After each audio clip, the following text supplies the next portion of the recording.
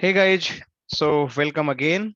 Our topic that हम discuss कर रहे थे about describe the characteristics of the network topology and the architecture, right? So once again, welcome to Guinet Technology, and let's start our session. Okay, so this is the continuation of session that we are doing the CCNA, right? So till now we just had discussion जो हमने बात किया about the small office.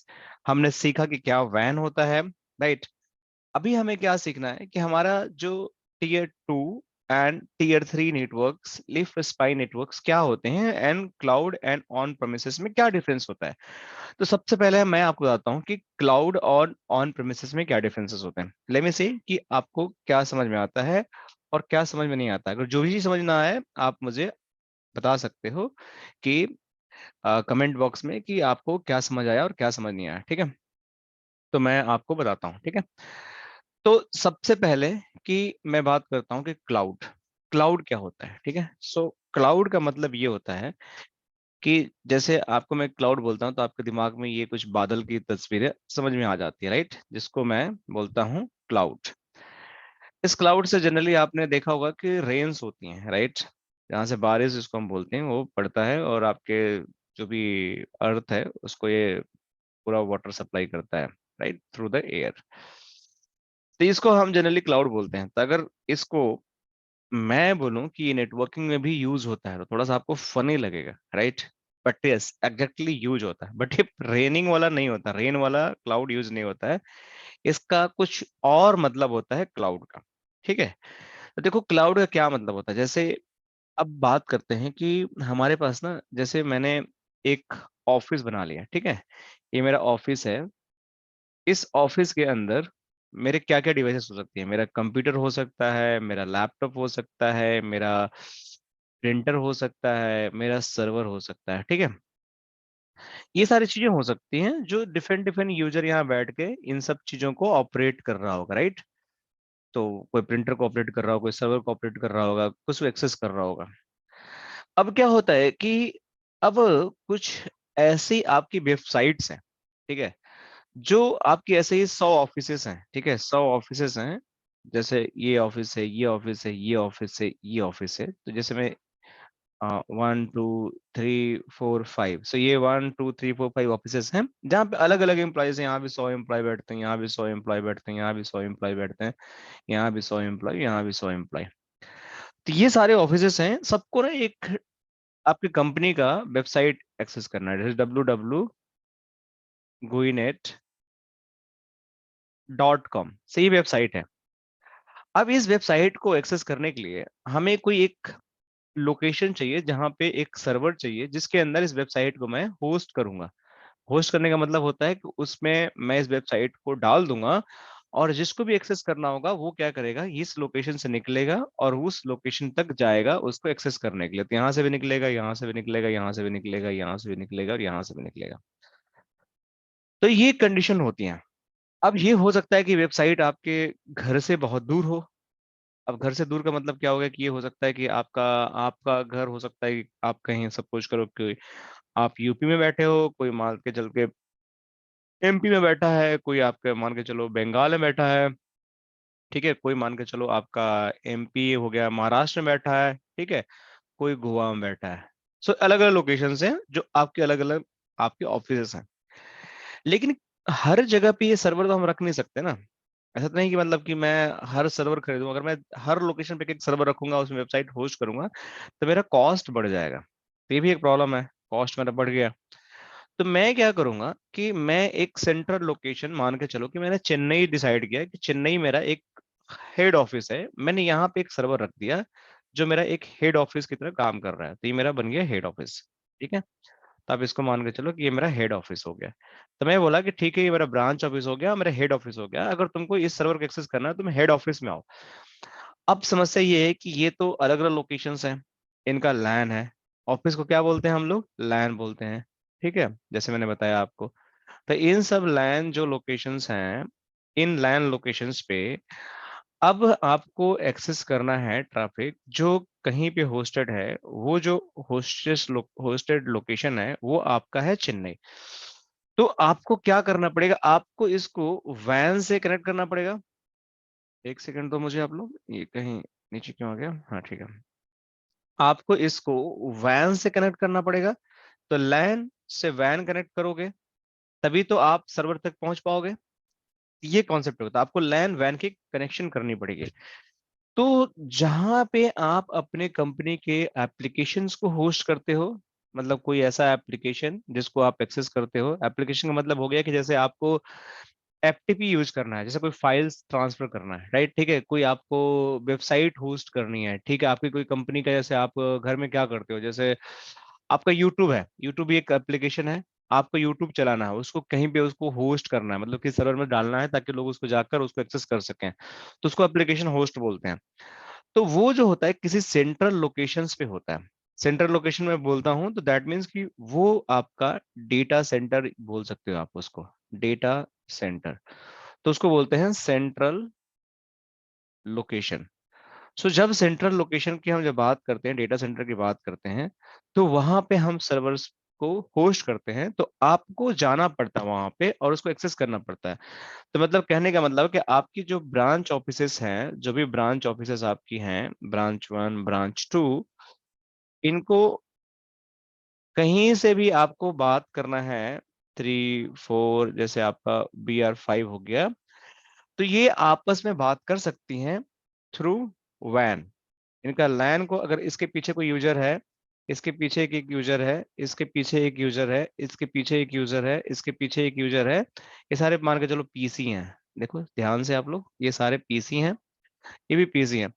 इस PC को इस PC से बात करना है, सारे अलग अलग लोकेशन पे हैं, कोई मुंबई में है, कोई चेन्नई में है, कोई कोलकाता में है, तो ये आपस में तो बात नहीं कर सकते, तो ये कैसे बात करेंगे, थ्रू वैन। मतलब पहले इन ये यूजर यहाँ से निकलेगा, पहले यहाँ जाएगा, फिर यहाँ पे आएगा, तब बात करेगा। तो ये तो हो गई यूजर के आपस में बात, बट इनको अगर कोई सेंट्रल सर्वर एक्सेस करना है जहां पे आपकी वेबसाइट है, राइट, तो आपको फिर डेटा सेंटर जाना पड़ेगा जहां पे आप उसको होस्ट करते हो, ठीक है। तो ये जो डेटा सेंटर जो होते हैं ना, इसको हम क्या बोलते हैं कि ये डेटा सेंटर को आप मैनेज करते हो, इस डेटा सेंटर, क्योंकि आपके डेटा सेंटर में होता है, आपके ऑफिस में होता है, आपका सारा इंफ्रा होगा, सर्वर भी आप खरीदोगे, ठीक है। यहाँ पे जो आपकी लीज लाइन लगेगी जो वैन कनेक्शन के लिए, वो भी आपको पे करना पड़ेगा। लीज लाइन कनेक्शन आपको सर्विस प्रोवाइडर को पेमेंट देनी पड़ेगी। आपकी जो यहाँ पे पावर सप्लाई जाएगा, उसका भी आपको खर्चा देना पड़ेगा। एयर कंडीशन लगाओगे वो भी आपको देना पड़ेगा। जो आपकी ऑफिस का लोकेशन होगा, जो इंफ्रा चाहिए, स्पेस चाहिए होगा, वो भी आपका होगा। तो सब कुछ आपको मैनेज करना है। मतलब यहाँ पे सर्वर से लेकर आपकी पावर, इलेक्ट्रिक सप्लाई, सब कुछ आपको देखना है।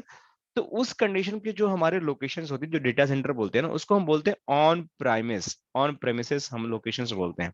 मतलब कि हमारी लोकेशन, मेरी खुद की लोकेशन, जहां पे मैं अपने सर्विसेज को होस्ट करता हूं, that is known as on premises location, ठीक है। तो कहने का मतलब है, ऑन प्रेमिसेस का मतलब ये हो गया कि हमारा सर्विसेज ऑन प्रेमिसेस होस्ट है। मतलब हमारी जो चीजें हैं, वेबसाइट है, सर्वर है, वो हम ही मैनेज करते हैं, कोई दूसरा मैनेज नहीं करता। उसका पावर भी हम देखते हैं, उसका एसी भी हम देखते हैं, उस पर कनेक्टिविटी भी हम देखते हैं, कोई इश्यू आता है तो हम ही ट्रबल शूट करते हैं। ये सारी चीजें ऑन प्रेमिसेस आती हैं। अब इसी को मैं बोलता हूँ कि इसको क्लाउड पे डालना है। तो इसका मतलब क्या होता है, देखो क्लाउड का मतलब ये होता है कि यही एप्लीकेशन जो आपकी थी, जिसको आप होस्ट करना चाह रहे थे, ठीक है, अभी क्या होगा कि इस एप्लीकेशन को मैंने क्लाउड पे होस्ट कर दिया, डीसी से हटा दिया, तो मतलब ये बन गया क्लाउड। क्लाउड का भी मतलब डेटा सेंटर ही होता है। क्लाउड का भी मतलब डेटा सेंटर ही होता है, डीसी मतलब डेटा सेंटर ही होता है। बट ये data centre not manage by you और योर कंपनी। सो इसका मतलब ये होता है कि ये डेटा सेंटर को आप नहीं मैनेज करते हो, ना ही आपकी कंपनी मैनेज करती है। मतलब कहने का मतलब हुआ कि मैंने एक क्या किया कि मैंने बहुत सारे नेटवर्क डिवाइसेस खरीद लिया, ठीक है, और मैंने बोला कि मेरे पास ना बहुत स्टोरेज है, बहुत स्टोरेज। जैसे आपने गूगल ड्राइव सुना होगा, राइट, गूगल ड्राइव आपने सुना होगा, गूगल ड्राइव। अब गूगल ड्राइव, पहले आपको कोई चीज स्टोर करना होता था, तो आप क्या खरीदते, आप पेन ड्राइव खरीदते थे ना, पेन ड्राइव खरीदते थे, या फिर आप क्या खरीदते थे, एक एडिशनल हार्ड डिस्क खरीदते थे, खरीदते थे।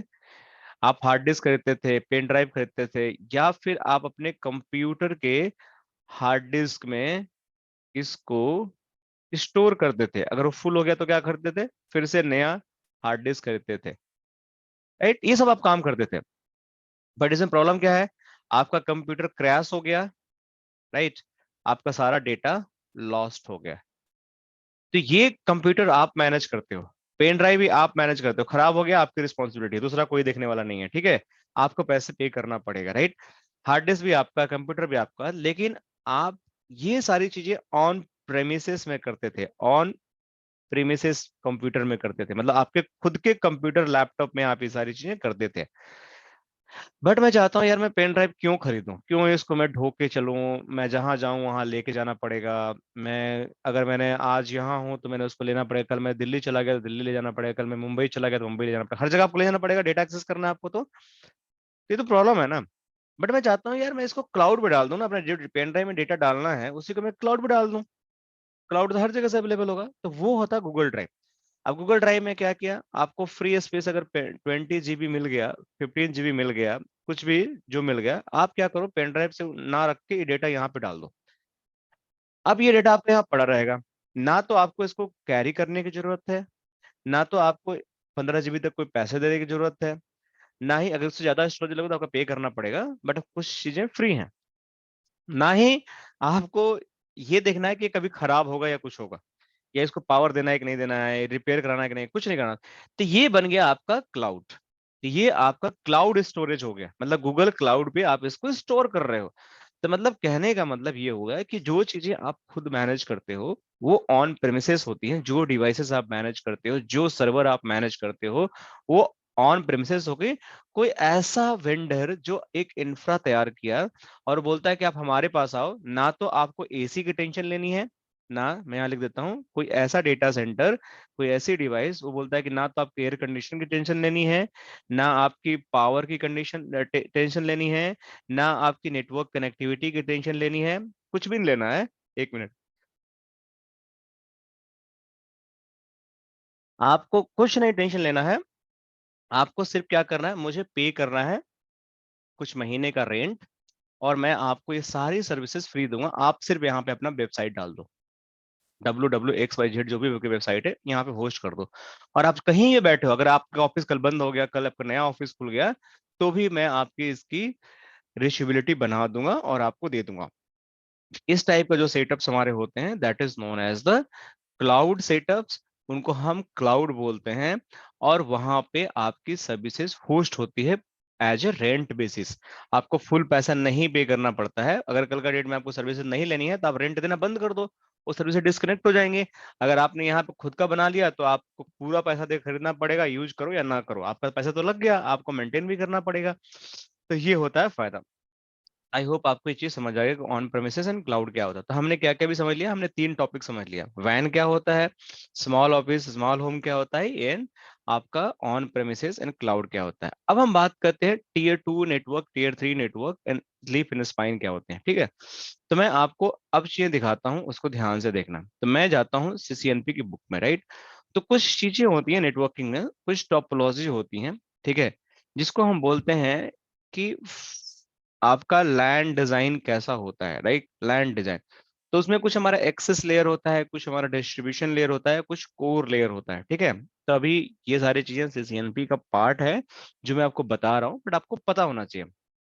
तो इसी से रिलेटेड हमारा है tier 2 architecture and tier 3 architecture and leaf in spine. तो ये जानना आपका जरूरी है। अगर ना समझ में आए तो कोई टेंशन की बात नहीं है, जितना समझ में आए उसको अडॉप्ट कर लेना, ना समझ में आए तो भी टेंशन मत लेना, कैसा नहीं कि आपको कुछ मतलब बहुत ज्यादा लॉस होने वाला है, क्योंकि इसको जब आप आगे पढ़ोगे ना तो आपको चीजें समझ में आ जाएंगी। शुरू में हो सकता है थोड़ा सा आपको डिफिकल्टी हो, लेकिन ये चीजें समझ में आ जाएगी, ऐसा नहीं है कि नहीं समझ में आएगा। तो इसमें होता क्या है कि अभी तक हम बात कर रहे थे कि नेटवर्क टोपोलॉजी क्या होते हैं, हमारा लैन की बात कर रहे थे, वैन की बात कर रहे थे, लेकिन अब ये कुछ नया आ गया। अब देखो लैन के अंदर ना ये एक स्विच का लेयर कनेक्टेड है, ये क्या आपका स्विच का लेयर कनेक्टेड है, राइट। और यहाँ पे भी देखो आपका एक ही स्विच है, और यहाँ पे एक कनेक्टेड है सारी डिवाइसेस। यहाँ पे देखो बड़ा डिफरेंस है, यहाँ पे अगर देखते हो ये वाला सेंट्रल ऑफिस, इसमें दो स्विच है यहाँ पे कनेक्टेड है, और इस स्विच के अंदर फिर नीचे एक लेयर 2 स्विच कनेक्टेड है, फिर इसके नीचे सारे डिवाइसेस कनेक्टेड है जो एंड डिवाइसेस हो गए। तो देखो यहाँ पे 3 लेयर हो गया। तो यहाँ पे एक हो गया आपका, यहाँ पे लेयर 3 स्विच हो गया, मैं यहाँ लिख देता हूँ लेयर 3 स्विच हो गया यहाँ पे, ठीक है। और यहाँ पे आपका L2 स्विच हो गया, ठीक है। और यहाँ पे आपकी एंड डिवाइसेस हो गई। एंड डिवाइस आपको पता है क्या होती है, ठीक है, ये बताने की जरूरत नहीं है। एंड डिवाइसेस हो गई जो कनेक्टेड है सारे। इसमें क्या है, सिर्फ आपका एक लेयर 2 स्विच है, और बाकी जो कनेक्टेड है सारे एंड डिवाइसेस हैं। देखो सारे एंड डिवाइसेस हैं, एंड डिवाइसेस है। यहाँ पे कुछ फोन हो कनेक्टेड है, फोन के थ्रू पीसी कनेक्टेड या हब हो सकते हैं, या यहाँ पे भी मान के चलो कि ये आपका एक लेयर 2 है, एक हब हो गया, ये L2 हो गया, L2 स्विच हो गया। सॉरी मैं यहाँ पे थोड़ा सा इसको करता हूँ, ये L2 स्विच हो गया, ये आपका मान के चले कि हब हो गया, ठीक है। ये मान के चलिए कुछ और अगर रिपीटर हो गया, कुछ भी या हब हो गया, हब ही मान लीजिए इसको, ये भी डिवाइस कनेक्ट कर रहा है। तो बेसिकली ये सिंबल है L2 स्विच है, ये सारे रिपीटर है, हब हो सकते हैं। ये तो हब है, इसका सिंबल एक बार देख लेंगे क्या कनेक्टेड है, रिपीटर हो सकता है ये। तो ये डिवाइसेस कनेक्टेड है। तो इसमें थोड़ा डिजाइन में आपको अंतर नहीं दिख रहा है, दिख रहा है, बिल्कुल अंतर दिख रहा है। होम ऑफिस है तो इसमें सिंपली यहीं पे डिवाइस कनेक्टेड है, राउटर पे ही कनेक्ट हो गया, मतलब सीधे ये वैन हो गया और लैन पे कनेक्ट हो गया, तो कोई राउटर पे ही कनेक्ट हो गया सीधा। तो राउटर पे 3 पोर्ट है, 3 डिवाइस है, तो स्विच की जरूरत नहीं है, सीधा कनेक्ट कर लिया हमने। तो राउटर पे 3 पोर्ट हमारे थे, मैंने कनेक्ट कर लिया। तो जो यहाँ पे जो डिजाइन है, पहले आपका नेटवर्क आता है, वो कनेक्ट होता है आपके लेयर 3 स्विच पे, फिर लेयर 2 पे जाता है, और फिर आपका ये एंड डिवाइस कनेक्ट होता है। तो ये जो लेयर होती है ना, इसको हम बोलते हैं डिस्ट्रीब्यूशन लेयर, इसको बोलते हैं डिस्ट्रीब्यूशन लेयर, ठीक है। और यहाँ पे जो लास्ट वाला जो लेयर है ना, जहाँ पे एक्सेस स्विच कनेक्टेड है, L2 स्विच, इसको बोलते हैं एक्सेस लेयर। ये आपको थोड़ा ध्यान रखना पड़ेगा। तो टोटल 3 लेयर होती है हमारे पास। एक होता है हमारे पास, मैं यहाँ लिखता हूँ कोर लेयर होता है, मैं यहाँ लिख देता हूँ। एक होता है हमारे पास डिस्ट्रीब्यूशन लेयर होती है, और एक हमारे पास होता है जो फाइनली जो नीचे की सबसे होती है, एक्सेस लेयर होता है, ठीक है। तो आप समझो क्या क्या होता है। अब एक्सेस लेयर पे हम क्या कनेक्ट है, एक्सेस लेयर पे जो हमारी डिवाइस कनेक्ट होती है, उसको हम बोलते हैं एंड डिवाइसेस। तो जो भी हमारी एंड डिवाइस होती है, एंड डिवाइस, मैं यहाँ पे लिख देता हूँ and devices connected on access layer, ठीक है। तो ये डिवाइसेस कनेक्टेड होती हैं एक्सेस लेयर पे। ये क्लियर हो गया, ये देखो सारे डिवाइसेस कनेक्टेड एक्सेस लेयर पे। लेकिन जो हमारी डिस्ट्रीब्यूशन लेयर होती है, वो हमारी एक्सेस लेयर की कनेक्टिविटी प्रोवाइड करती है। मतलब हमारा यहाँ पे L3 स्विच की कनेक्टिविटी L2 स्विच से हम कराते हैं, इसलिए डिस्ट्रीब्यूशन लेयर होती है। लेकिन कई जगह ये हो सकता है कि आपका ये डायरेक्ट कोर लेयर कनेक्टिविटी आपके डिस्ट्रीब्यूशन लेयर पे करा रही है, तो ये भी L3 स्विच ही होते हैं। तो मतलब कोर से कनेक्शन आता है डिस्ट्रीब्यूशन पे, डिस्ट्रीब्यूशन से एक्सेस पे आता है। कई बार इन दोनों को हम बोलते हैं कि कोर लेयर बोल देते हैं, दोनों को मिलाकर, या इन दोनों को मिलाकर डिस्ट्रीब्यूशन लेयर भी हम बोल सकते हैं, जहां पे डिपेंड करता है कि किस टाइप का आपका ऑफिस का एरिया है, कितनी यूजर है, कितना छोटा नेटवर्क है, कितना बड़ा नेटवर्क है, इस पे ये टोटली डिपेंड करता है। तो आपको इसमें टेंशन लेने की जरूरत नहीं है। आपको बस इतना समझना है कि हमारा कुछ कोर लेयर होता है, कोई डिस्ट्रीब्यूशन लेयर होता है, कोई एक्सेस लेयर होता है। एक्सेस लेयर पे एंड डिवाइसेस कनेक्ट होती है, एक्सेस लेयर की कनेक्टिविटी आपको डिस्ट्रीब्यूशन से आती है, और डिस्ट्रीब्यूशन की कनेक्टिविटी कोर पे आती है। जरूरत नहीं है कि हर जगह आपको कोर मिले, आपको सीसीएनए में कोर नहीं मिलेगा जब सीसीएनए पढ़ते हो तो, लेकिन आपको नाम पता होना चाहिए। कोर लेयर हमेशा बहुत बिग नेटवर्क में कोर लेयर की जरूरत होती है। सबसे बिग नेटवर्क जहां पे आता है वहां पे कोर लेयर की जरूरत होती है। Big network required core layer, ठीक है। मीडियम जो है आपका मीडियम नेटवर्क जो होता है, वहां पे आप डिस्ट्रीब्यूशन से काम चला सकते हो, डिस्ट्रीब्यूशन लेयर से काम चलाते हो। अगर स्मॉल है तो आपका सिंपल एक्सेस लेयर भी काम चला देगा, कोई दिक्कत की बात नहीं है। सो वेरी स्मॉल है तो आपको एक्सेस लेयर से भी काम चल जाएगा, आपको डिस्ट्रीब्यूशन लगाने की जरूरत नहीं है। अब इसकी क्यों रिक्वायरमेंट पड़ती है हम बाद में डिस्कस करेंगे कि ऐसे क्यों डिजाइन बनाया जाता है। तो जो ये डिजाइन की बात हम कर रहे हैं ना, इसी को हम बोलते हैं टीयर 2 डिजाइन। देखो यहाँ पे कोर लेयर हुआ, उससे कनेक्शन डिस्ट्रीब्यूशन पाया, डिस्ट्रीब्यूशन से आपका एक्सेस पाया। कोर से कनेक्शन कम आया डिस्ट्रीब्यूशन पे, डिस्ट्रीब्यूशन से कनेक्शन बहुत गया कोर लेयर पे। कोर लेयर आपका 2 स्विच हो सकता है, 1 स्विच हो सकता है, 3 स्विच हो सकता है, 4 हो सकता है, डिस्ट्रीब्यूशन भी 2 4 2 तो मिनिमम चाहिए। लेकिन एक्सेस लेयर आपका बहुत होता है क्योंकि इसमें आपका बहुत सारे यूजर को कनेक्शन देना पड़ता है, ठीक है।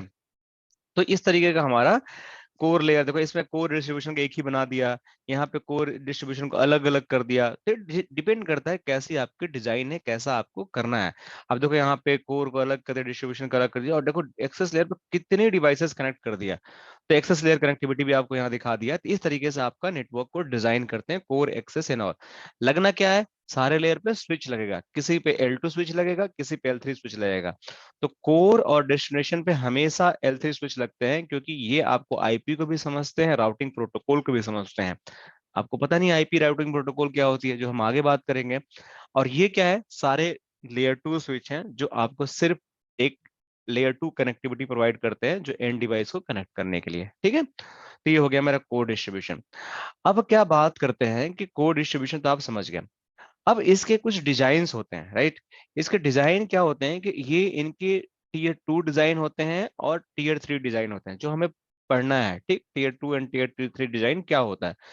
तो इस टीयर 2 एंड टीयर 3 डिजाइन में होता क्या है कि आप जब भी टीयर 2 टीयर 3 डिजाइन की बात करते हैं, तो उसमें होता क्या है, जैसे टीयर 2 डिजाइन की बात करते हो तो उस टीयर 2 डिजाइन में आपका कोर लेयर नहीं होता है।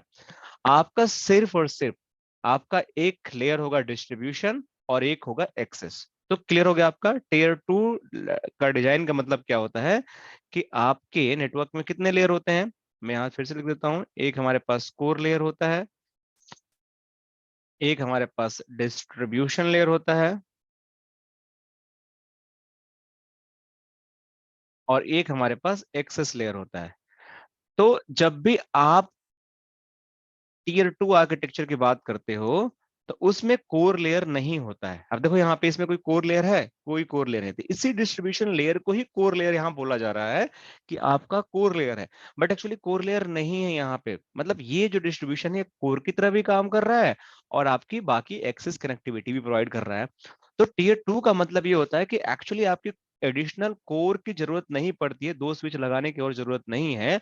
आपके जो डिस्ट्रीब्यूशन स्विच है वही इनका भी काम कर रहा है और डिस्ट्रीब्यूशन का भी काम कर रहा है। तो मतलब आपके सिर्फ इसमें एक्सेस लेयर है और डिस्ट्रीब्यूशन लेयर है, इसको हम बोलते हैं टीयर 2 आर्किटेक्चर। बस इतना ही समझो आप, क्योंकि आपके लिए इतना समझना काफी है इसमें। अब जब बात करते हैं टीयर 3 में क्या होता है, तो ठीक है, टीयर 2 समझ गए आप। देखो यहाँ पे टीयर 2 पे सारे कनेक्शन है, फिर इस पे आपका एक्सेस लेयर कनेक्टेड है। लेकिन टीयर 3 डिजाइन में क्या होता है कि आपका यहाँ पे एक कोर लेयर ऐड हो जाता है एक्स्ट्रा। तो आपको यहाँ पे कोर मिल गया, एक डिस्ट्रीब्यूशन मिल गया, और आपका यहाँ पे एक्सेस मिल गया। तो यहाँ पे 3 लेयर हो गई। तो इसको हम बोलते हैं लेयर 3 टीयर 3 आर्किटेक्चर, जहाँ पे कोर, डिस्ट्रीब्यूशन और आपका एक्सेस आ गया। तो ये आपका क्लियर हो गया। तो ये इसका मतलब होता है, और आपको ये चीज ध्यान रखनी पड़ेगी कि ऐसा कुछ डिजाइन मिले तो आपको ये मतलब है। आप चाहो तो नोट कर लेना इसको। तो मैं यहाँ लिख देता हूँ कि टीयर 2 डिजाइन में आपका क्या होता है, distribution layer plus access layer, ठीक है। और यहाँ पे आपका टीयर 3 में क्या होता है, आपका कोर लेयर भी चाहिए, कोर लेयर चाहिए आपका, प्लस आपका डिस्ट्रीब्यूशन लेयर चाहिए आपका, प्लस आपको चाहिए एक्सेस लेयर। तो ये जहां चीजें आए तो आप समझ जाना कि ये मैं बात कर रहा हूँ कि टीयर 3 आर्किटेक्चर। तो क्लियर, इसमें तीनों लेयर चाहिए, इसमें 2 लेयर चाहिए। अभी हो गया। इसी तरीके से हमारे पास leaf and spine concept use होता है। जो हमारा यूज होता है लीफ एंड स्पाइन जो कॉन्सेप्ट होता है, ये डेटा सेंटर टेक्नोलॉजी में, मैं DC is equal to data center लिख देता हूँ, आपको ये वर्ड याद रखने हैं, डेटा सेंटर। इसमें हमारा होता है एसीआई, एक मॉड्यूल होता है जिसको हम बोलते हैं एप्लीकेशन सेंट्रिक इंफ्रास्ट्रक्चर, ठीक है। तो इसको एसीआई बोलते हैं, एप्लीकेशन सेंट्रिक। इसमें हमारा कुछ हमारा लेयर जिसको बोलते हैं स्पाइन लेयर बोलते हैं, सिमिलर टू द आपका डिस्ट्रीब्यूशन, और ये स्पाइन लेयर बोलते हैं।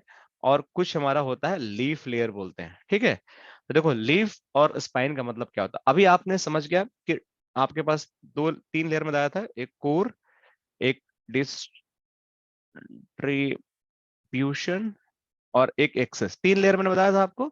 इस तरीके से अब हमारे पास लीफ और स्पाइन लेयर आ गया, तो इसको समझने की कोशिश करते हैं लीफ और स्पाइन होते क्या है। मैं देखता हूँ यहाँ पे अगर है क्या, नहीं तो मैं आपको विजुअलाइज कराता हूँ इंटरनेट से दिखाकर। ठीक है, तो इसमें, अच्छा इसमें शायद फैब्रिक में होगा, तो यहाँ पे आपको दिख जाएगा, मैं अब दिखाता हूँ इसमें। हाँ इसी में होगा एच डी एक्सेस में, तो मैं दिखाता हूँ आपको। तो नहीं होगा तो मैं आपको दिखाऊंगा, कहीं ना कहीं तो होना चाहिए, मुझे खोजना पड़ेगा, बट फिर भी मैं देखता हूँ, अगर मिल जाए तो ठीक है, नहीं तो मैं आपको आगे फैब्रिक, लीफ स्पाइन, कोई बात नहीं, मैं आपको नहीं यहाँ दिखा देता, मैं कब से खोजूंगा। So leaf and spine layer architecture, ठीक है, मैं आपको दिखाता हूँ। तो देखो यहाँ पे अगर इमेज गया, देखो यहाँ पे, अब ये नेटवर्क डिजाइन है, ध्यान से देखो यहाँ पे। मैंने आपको क्या बोला था कि हमारे पास कोर होता है, एग्रीगेशन को ही डिस्ट्रीब्यूशन लेयर बोलते हैं, ठीक है, एग्रीगेशन को ही डिस्ट्रीब्यूशन लेयर बोलते हैं, ठीक है। तो ये ट्रेडिशनल हुआ, इसको बोलते हैं ट्रेडिशनल, और इसको बोलते हैं लेयर 3, टीयर 3 आर्किटेक्चर। अब टीयर 2 आर्किटेक्चर की जब बात करें लीफ एंड स्पाइन की, अब देखो इसमें लीफ एंड स्पाइन लिखा हुआ है, ये नॉर्मल आर्किटेक्चर लिखा हुआ है, ध्यान, अब टेंशन मत लेना, ठीक है। तो मैंने क्या बोला था कि आपका डेटा सेंटर होता है, एसीआई एप्लीकेशन सेंट्रिक इंफ्रास्ट्रक्चर होता है, उसमें लीफ एंड स्पाइन यूज होते हैं। कोर डिस्ट्रीब्यूशन आपका ट्रेडिशनल नेटवर्क होता है, जिसको हम नॉर्मल राउटिंग स्विचिंग चलाते हैं उसमें यूज करते हैं, ये आपका सॉफ्टवेयर डिफाइन का हो गया। बट तो इसमें होता क्या है कि आपका बेसिकली कि आपका aggregation layer is known as a distribution layer. तो कहीं एग्रीगेशन लेयर आपको लिखा हुआ मिले तो समझ जाना कि वो डिस्ट्रीब्यूशन लेयर की बात कर रहा है। तो ट्रेडिशनल नेटवर्क में आपका जो कोर और एग्रीगेशन है, इसको मिलाकर हम एक स्पाइन लेयर बना देते हैं, जो थोड़ा सा एडवांस होता है, इसकी कॉन्फ़िगरेशन थोड़ी सी अलग होती है, इसका कॉन्सेप्ट थोड़ा अलग होता है, लेकिन आप ये मान के चलो इन दोनों को मिलाकर हमने एक स्पाइन लेयर बना दिया, वो आपको लेयर 3 कनेक्शन प्रोवाइड कराता है, ठीक है। और जो आपका एक्सेस लेयर है उसको हम लीफ बोलते हैं, जो सिर्फ लेयर 2 कनेक्शन प्रोवाइड करता है, जो डेटा सेंटर में हम यूज करते हैं। ये सिर्फ data center technology, office technology ये आपकी यूज होती है। तो कॉन्सेप्ट सेम रहेगा, बट सिर्फ नाम चेंज हो जाएगा, क्योंकि इसका जो तरीका है लीफ स्पाइन का, कॉन्फ़िगरेशन का, ऑपरेट का जो फीचर है इससे ज्यादा है इसके अंदर, इसीलिए टू टायर आर्किटेक्चर में होता है, इसीलिए इसको लीफ इन स्पाइन बोलते हैं। देखो यहाँ पे, तो लीफ इन स्पाइन में क्या होता है कि आपका एक स्पाइन स्विचेज होता है, जो एग्जैक्टली कोर की तरह काम करता है, डिस्ट्रीब्यूशन की तरह काम करता है, एग्रीगेशन की तरह काम करता है। और आपका जो लीफ स्विचेज होते हैं, वहां पे आपके एक्सेस डिवाइसेस कनेक्ट होती है, एंड डिवाइसेस कनेक्ट होती हैं। तो आपको क्लियर हो गया, मैं आपको फिर से समराइज करता हूँ, यहाँ पे आपको विजुअलाइज हो गया होगा कि जो हमारा स्पाइन लीफ है, तो स्पाइन जो मेरा हो गया यहाँ पे, ये इक्विवेलेंट टू, मैं यहाँ लिख देता हूँ, कोर एंड आपका equal to core plus distribution layer with more with more features, right, more with more features, ठीक है, एडवांस फीचर और मोर फीचर में लिखते हैं एडवांस फीचर। अब जो लीफ हुआ, ये इक्वल टू एक्सेस लेयर, क्या करना है इसे, to connect end points, end points connect करते हैं, एंड डिवाइसेस इसको बोलते हैं हम, ये कनेक्ट करते हैं, तो ये हमारा लीफ एंड स्पाइन हो गया, ठीक है। तो आई होप कि आप लोगों को ये चीजें कॉन्सेप्ट थोड़ा समझ में आ गया होगा, ठीक है। तो अभी के लिए फिलहाल ये हम टॉपिक यहीं कंक्लूड करते हैं, and then will discuss next topic is compare the physical interface and the cabling types. तो ये हम इसके बारे में बात करेंगे, ठीक है। तो थैंक यू सो मच, ठीक है। So will discuss about the compare the physical cabling and all.